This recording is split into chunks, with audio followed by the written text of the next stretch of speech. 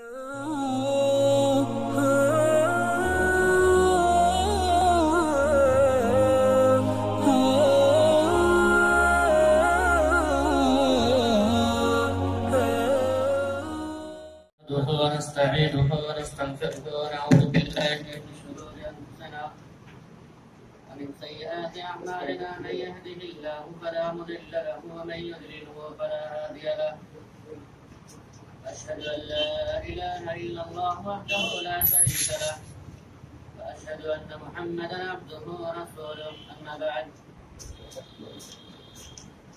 فإن خير الحديث كتاب الله وخير الهدي هدي محمد صلى الله عليه وسلم وشر الأمور محدثاتها وكل محدثة بدعة وكل بدعة ضلالة وكل ضلالة في النار.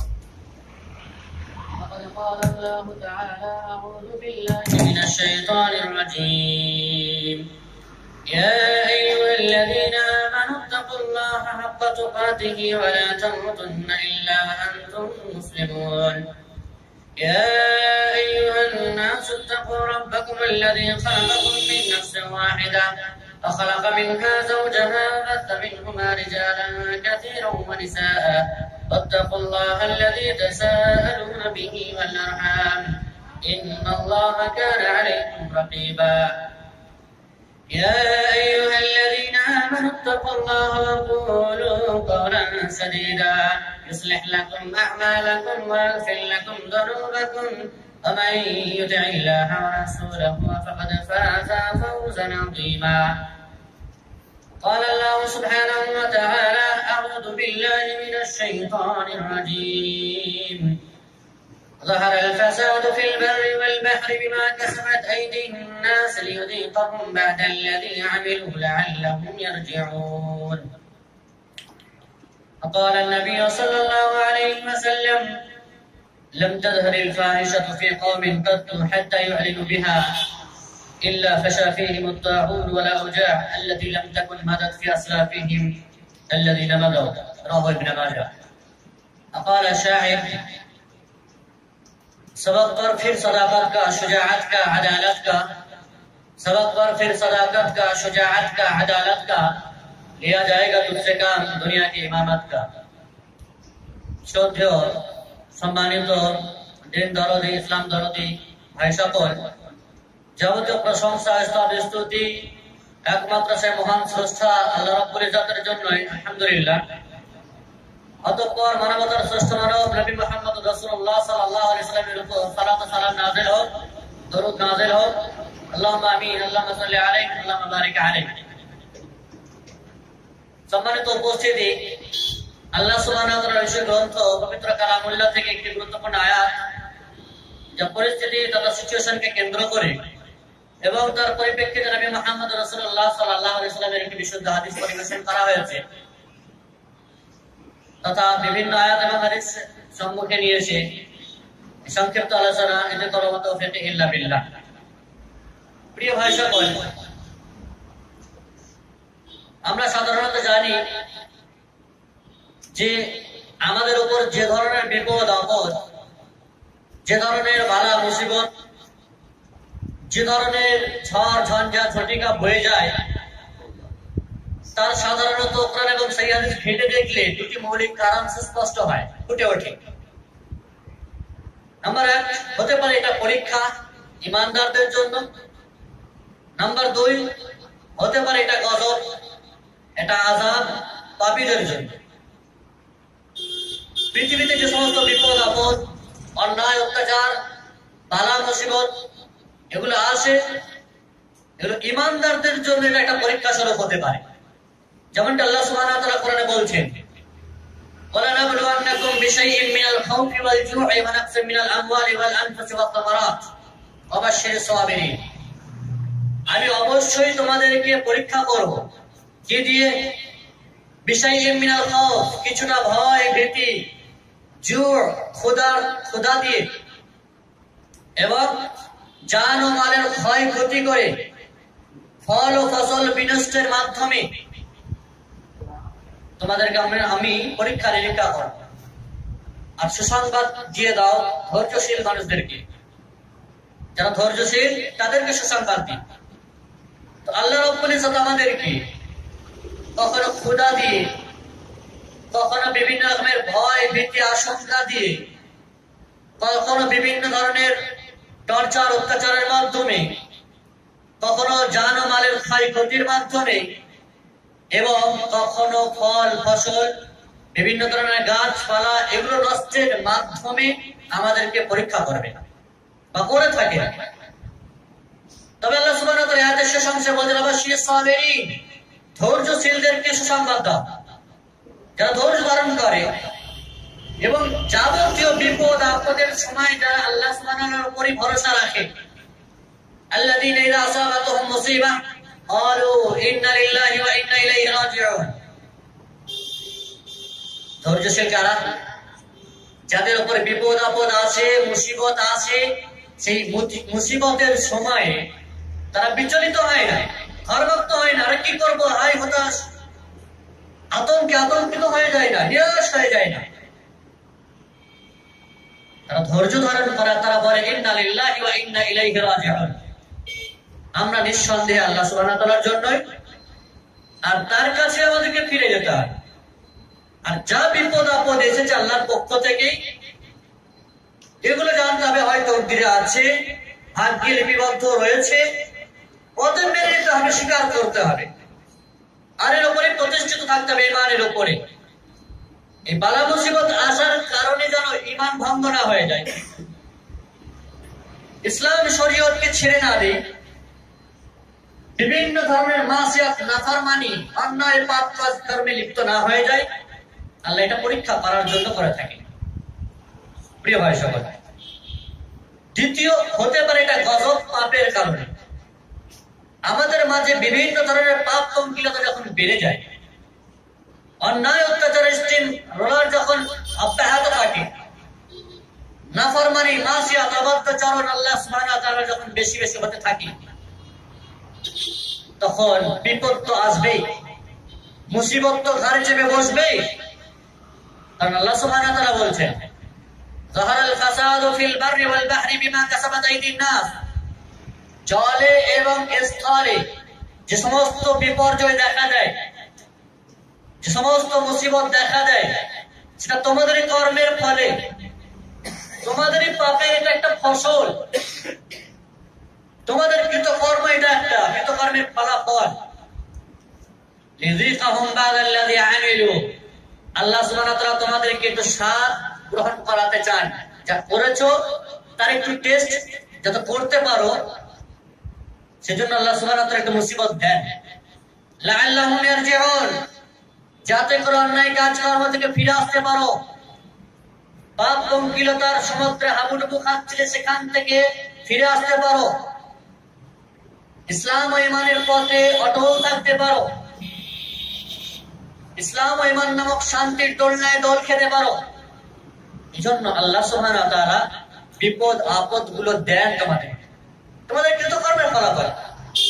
সম্মানিত উপস্থিতি, বিভিন্ন ধরনের আমাদের মাঝে যে মুসিবত দেখা দেয়, যে ধরনের রোগ ব্যাধি, যে ধরনের আপদ বিপদ, তাদের দিনের ক্ষেত্রে হোক, দুনিয়ার ক্ষেত্রে হোক, আমাদের জীবনের ক্ষেত্রে হোক, ব্যক্তিগত অথবা পারিবারিক অথবা সামাজিক অথবা রাষ্ট্রীয় জীবনে, দেশীয় জীবনে, সম্মানিত উপস্থিতি, সবই আমাদের পাপ কর্মের ফসল হতে পারে, অথবা এটা একটা মুমিনের জন্য চরম পরীক্ষা হতে পারে।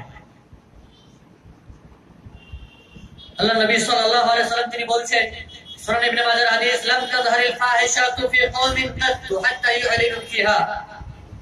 যখন কোন জাতি এবং সম্প্রদায়ের মাঝে অশ্লীলতা প্রকাশ পায়, বেহায়াপনা, নির্লজ্জতা, বিভিন্ন ধরনের কাজকর্ম চরম আকারে দেখা দেয়,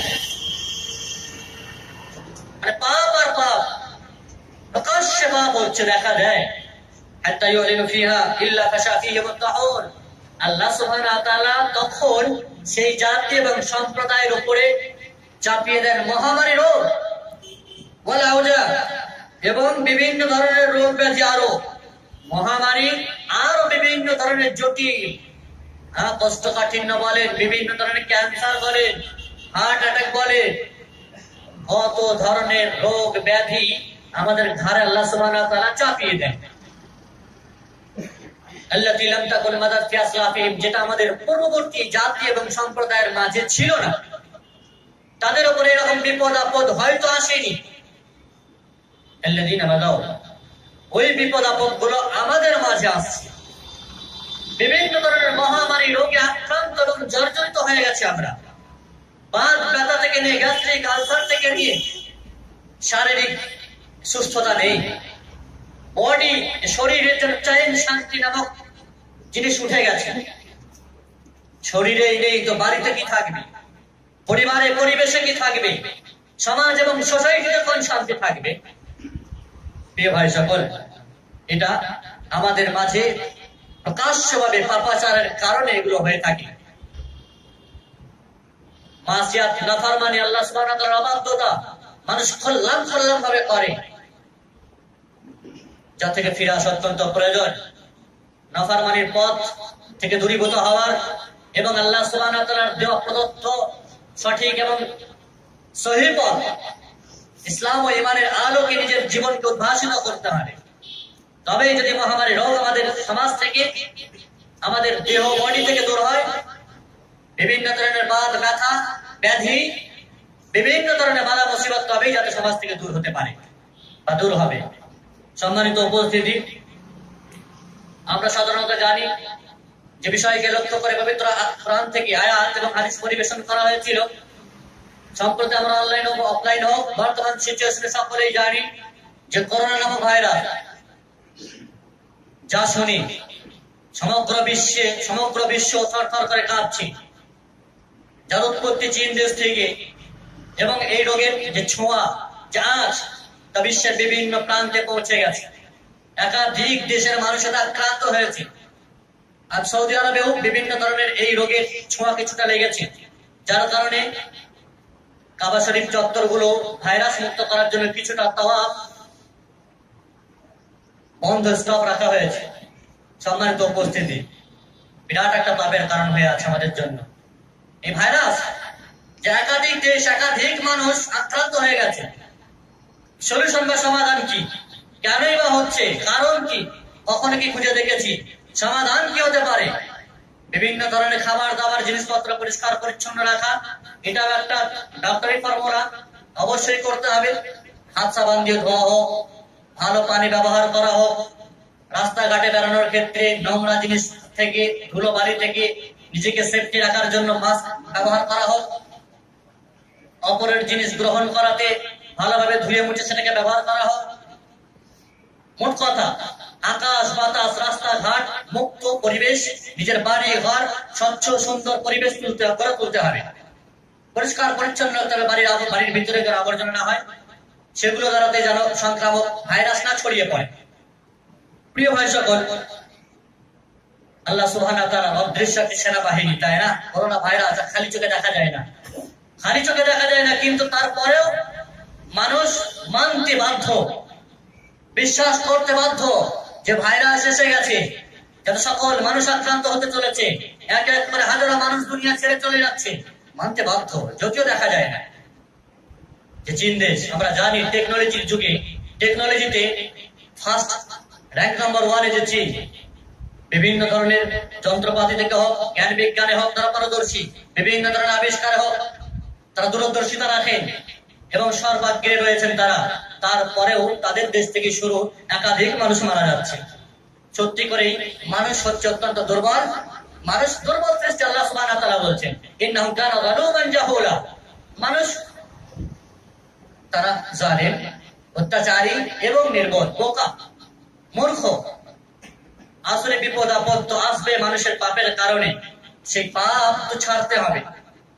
ভাইরাস মুক্ত হতে গেলে দুনিয়ার থিওরি গুলো যেমন আমাদেরকে ফলো করতে হবে, অনুরূপ একজন মুসলিম হিসাবে, একজন অ্যাজ এ মুমিন হিসাবে আমার আপনার কর্তব্য কোরআন এবং হাদিসকে ঘেঁটে দেখতে হবে তার সলিউশন, সমাধান কি আছে। রোগ ব্যাধি বিপদ আপদ থেকে বাঁচার কি ফর্মুলা আল্লাহ সুবহানাহু ওয়া তাআলা দিয়েছেন, নবী মুহাম্মদ সাল্লাল্লাহু আলাইহি ওয়াসাল্লাম দিয়েছেন, এদিকে পদক্ষেপ করা আমাদের অতীব প্রয়োজন। সম্পর্কে আলোকপাত করছি। আকুলি কওলি হাযা আস্তাগফিরুল্লাহ লি ওয়া লাকুম ওয়া লিসাইরিল মুসলিমিনা মিন কুল্লি যামবিন ফাস্তাগফিরুহু ওয়া আতুবু ইলাইহি ইন্নাহু হুয়াল গফুরুর রহিম।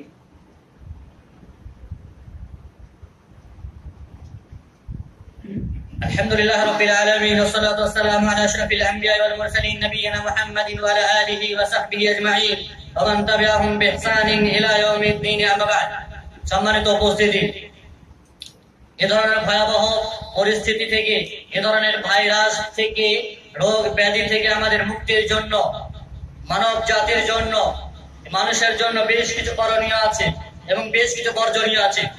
করণীয় হলো এই, সর্বপ্রথম একজন মুসলিম হিসাবে সমস্ত ধরনের শিরক বিদআত, নাস্তিকতা, বিভিন্ন ধরনের হারাম, অন্যায়, অত্যাচার, এই সমস্ত জিনিস পরিত্যাগ করে একেবারে ইসলামের সুশীতল ছায়াতলে আপনাকে বসবাস করতে হবে। আল্লাহ সুবহানাহু ওয়া তাআলার দেওয়া প্রদত্ত পথ ও পদ্ধতি, রাসূল সাল্লাল্লাহু আলাইহি ওয়াসাল্লামের মাধ্যমে যে আমাদের কাছে এসেছে, তার আলোকে নিজের জীবনকে গড়ে তুলতে হবে। অনুরূপভাবে নাম্বার 2, বিভিন্ন ধরনের পাপাচার, বিভিন্ন ধরনের এই হারামখোরি, বিভিন্ন ধরনের এই বেহায়াপনা থেকে আল্লাহ সুবহানাহু ওয়া তাআলার কাছে তওবা ইস্তেগফার করতে হবে। পথে চলতে ফিরতে, উঠতে বসতে, খেতে পড়তে, নামাজে, নামাজের বাইরে, রাস্তাঘাটে, হাটে বাজারে, যেখানে আপনি থাকেন না কেন, তওবা ইস্তেগফার করেন, মুখ দিয়ে আস্তাগফিরুল্লাহল আযীম বলেন, আস্তাগফিরুল্লাহ পড়েন, আল্লাহর তাসবিহ তাহলিল করেন, আল্লাহর কাছে ক্ষমা চান নিজের কৃত কর্মের জন্য, আল্লাহ সুবহানাহু ওয়া তাআলার কাছে নিজের কৃত কর্ম পাপ সামগুলোকে তুলে ধরেন, ধরে আল্লাহ সুবহানাহু ওয়া তাআলার কাছে রাতের অন্ধকারে হোক অথবা দিনের আলোয় হোক, নামাজের সিজদার স্থানে হোক অথবা নামাজের বাইরে হোক, আল্লাহ সুবহানাহু ওয়া তাআলার কাছে বেশি বেশি করে ইস্তেগফার করেন, ক্ষমা প্রার্থনা করেন। লজ্জা করে কোনো লাভ নেই। আর ক্ষমা প্রার্থনার মাধ্যমেই আছে সফলতা, তওবার মাধ্যমেই আছে সফলতা। তওবা করলে আল্লাহ সুবহানাহু ওয়া তাআলা বেশি বেশি ভালোবাসেন সেই ব্যক্তিকে, তাই না? যেমনটি পবিত্র কোরআনে অবতীর্ণ হয়েছে, আল্লাহ সুবহানাহু ওয়া তাআলা বলছেন, ফাউলাইকা ইল্লা মান তাবা ওয়া আমিলা সালিহান ফাউলাইকা ইউবাদদিলুল্লাহু সাইয়্যাতিহিম হাসানাত। যদি পাপের পরে কেউ তওবা করে, তার এই তওবা করার কারণে, আমলে সালেহ করার কারণে তার পাপ সম্পদ মোচন হবে তো হবে, সাথে সাথে যে পাপ আপনি করেছিলেন সেই যাবতীয় পাপ রাশিগুলোকে আল্লাহ সুবহানাহু ওয়া তাআলা নেকিতে চেঞ্জিং করে দেবে। পাপগুলো নেকি হয়ে যাবে, গুনাহ মাফ, উল্টে আপনি নেকি পেয়ে গেলেন। তাহলে তওবা থেকে ইস্তেগফার করতে হবে। অনুরূপভাবে বিপদ আপদ বিপর্যয় থেকে রক্ষার জন্য আল্লাহ সুবহানাহু ওয়া তাআলার কাছে বেশি বেশি করে আমাদেরকে দোয়া করতে হবে। দোয়ার সবচাইতে কবুল স্থান, দোয়ার গ্রহণীয় স্থান হচ্ছে নামাজের সিজদা। ফরজ হোক, নফল হোক, সুন্নাত হোক, নামাজের স্থানে আপনি দোয়া করেন, সিজদা অবস্থায় দোয়া করেন। নামাজের বাইরে সালাম ফেরানোর পরে হাত তুলে দোয়া করাকেই মনে করি সর্বশ্রেষ্ঠ দোয়া। জামাতবদ্ধ আমরা করাকেই মনে করি সর্বশ্রেষ্ঠ দোয়া। জি না, সিজদার স্থানে আল্লাহ সুবহানাহু ওয়া তাআলার কাছে দোয়া করেন, রাতের অন্ধকারে তাহাজ্জুদের নামাজে দোয়া করেন, অথবা গভীর রাতে এমনি উঠে দোয়া করেন, চলতে ফিরতে দোয়া করেন। নামাজের শুরু থেকে শেষ পর্যন্ত সকল দোয়া রয়েছে। দোয়ার মাধ্যমে বিপদ আপদ বিপর্যয়গুলোকে বিনাশ করা যায়। অনুরূপভাবে মহামারী আক্রান্ত যদি কোনো এলাকায় ঘটে থাকে, আমি খবর পেয়ে থাকি, সংবাদ আমার কাছে থাকে, তাহলে সেই স্থানে যাওয়া যাবে না, সেই এলাকায় গমন করা যাবে না। আর যদি কোনো এলাকায় এসে গেছে, সেখানে কোনো অধিবাসী আছে, সে যেন সে তার স্থান পরিত্যাগ না করে। মনে করেন আপনার এলাকায় এই ভাইরাস চলে এসেছে, সে যেন সেই পরিবেশ থেকে এই ভাইরাসের কারণে দূরীভূত না হয়ে যায়, দূরে কোথাও পালিয়ে না যায়। আল্লাহ নবী সাল্লাল্লাহু আলাইহি ওয়াসাল্লাম এর ব্যাপারে হাদিস রয়েছে। নবী মুহাম্মদ রাসূলুল্লাহ সাল্লাল্লাহু আলাইহি ওয়াসাল্লাম বলছেন, যদি কোন রকমের কোন অঞ্চলে মহামারীর খবর পাও, তাহলে সে যেন সেখানে না যায়। আর যদি সেখানে হয়, সহিহ বুখারী হাদিস নাম্বার 5728, আর যদি কোথাও হয় তাহলে সে যেন সে স্থান থেকে পলায়ন না করে। কেন? কারণ সম্পর্কে আল্লাহ নবী সাল্লাল্লাহু আলাইহি ওয়াসাল্লামের অন্যত্র হাদিস রয়েছে, লা আদওয়া ওয়ালা খিয়ারা। আসলেই কোন রোগ, সংক্রামক রোগ নেই। আমাদের সমাজে আমরা সাধারণত বলে থাকি ছোঁয়াচে রোগ আছে, ওর পক্স হয়েছে তো আমারও হবে। ছোঁয়াচে বলে ইসলামে কোনো রোগ নেই। যদি ওর পক্স হয়েছে আমার হবে, তাহলে প্রথম যে পক্স হলো ওর কথা থেকে হলো। আল্লাহ নবী সাল্লাল্লাহু আলাইহি ওয়াসাল্লাম সেম এরকম ধরনের উদাহরণ বোঝাচ্ছেন সাহাবায়ে কিরামদেরকে। জি, বিশেষ করে গরু থেকে হোক, উট থেকে হোক, এ ধরনের হয়েছে। আল্লাহ নবী সাল্লাল্লাহু আলাইহি ওয়াসাল্লাম বলছেন, তাহলে প্রথম উটে যে রোগটা হলো তার কথা থেকে হলো। ছোঁয়াচে যদি হয় তার প্রথমটা হয়েছে তার কোথা থেকে হয়েছে? ছোঁয়াচে বলে ইসলামে কোন রোগ সাধারণত নেই। তবে কোথাও এই রোগ হয়েছে আর আপনি ওখানে যাবেন আর হয়ে গেলে আপনার ধারণা আকীদা জন্মে যাবে যে ওখানে গেছি বলেই হয়েছে। এজন্য ইসলামে সতর্কতা অবলম্বন করতে বলা হয়েছে যে যেমন ভাবে বাঘ থেকে আপনারা দূরে সরে থাকেন, ওই রকম ভাবে কোথাও কোনো ভাইরাস আছে তার থেকে আপনাকে দূরে সরে থাকতে হবে, তার থেকে দূরে সরে থাকতে হবে। আপনি ওখানে গেলেন আর হয়ে গেল, আপনার আকীদা জন্মে যাবে ওখানে গেলাম বলে হলো। এই জন্য সাবধানতা অবলম্বন করেন, দূরে থাকেন। যেমন বাঘ থেকে মানুষ দূরে থাকে এভাবে দূরে থাকতে হবে। আর যারা ওখানে আছে বা যাদের হয়েছে বলবে যে ছোঁয়াচে রোগ, এমন কোনো বিষয় নেই। সম্মানিত উপস্থিতি, অনুরূপ ভাবে বিশ্বাস রাখতে হবে, আমাদেরকে আকীদা রাখতে হবে যে মহামারী হচ্ছে মুমিনদের জন্য এটা আল্লাহ সুবহানাহু ওয়া তাআলার বিশেষ একটি রহমত হতে পারে।